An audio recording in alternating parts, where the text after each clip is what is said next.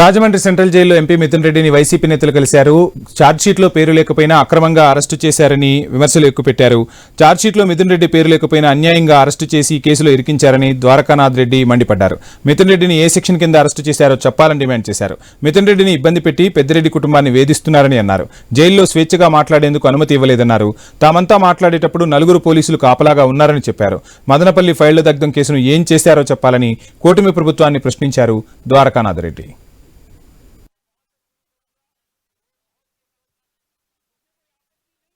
చంద్రబాబు నాయుడు ఉద్దేశం ఏమంటే పెద్దిరెడ్డి ఫ్యామిలీని ఏడిపించాలా, వాళ్ళు ఏడుస్తూ ఉంటే మేము చూస్తూ ఉండాలా అనే ఒక ఆనందంతో ఆయన ఊగిలాడుతూ ఉన్నాడు. ఇబ్బంది పెడతా ఉన్నారు. మేము ఇద్దరు మాట్లాడాలంటే మా పక్కన 4 నిలుచుకుంటే కనీసం మేము మాట్లాడేందుకు కూడా స్వేచ్ఛ లేని పరిస్థితి. ఈరోజు ఆయన ఏమి తప్పు చేశాడని అడిగేదానికి కూడా మేము ఏదైనా పర్సనల్గా ఒక మాట మాట్లాడాలంటే కూడా 4 పోలీసులు పక్కన నిలుచుకొని మేము మాట్లాడే స్వేచ్ఛ కూడా లేకుండా ఈరోజు జైల్లో జరుగుతూ ఉందంటే నిజంగా ఏ తప్పు చేయని మనిషిని కూడా ఇంత ఇబ్బంది పెడతారా, ఇంత ఇబ్బంది పెట్టిస్తారా అనేది ఈరోజు మిథున్ రెడ్డి విషయంలో మేము చూస్తూ ఉన్నాం. కుటుంబ సభ్యులుగా ఎంత బాధపడతాం అనేది మాకే తెలుసు.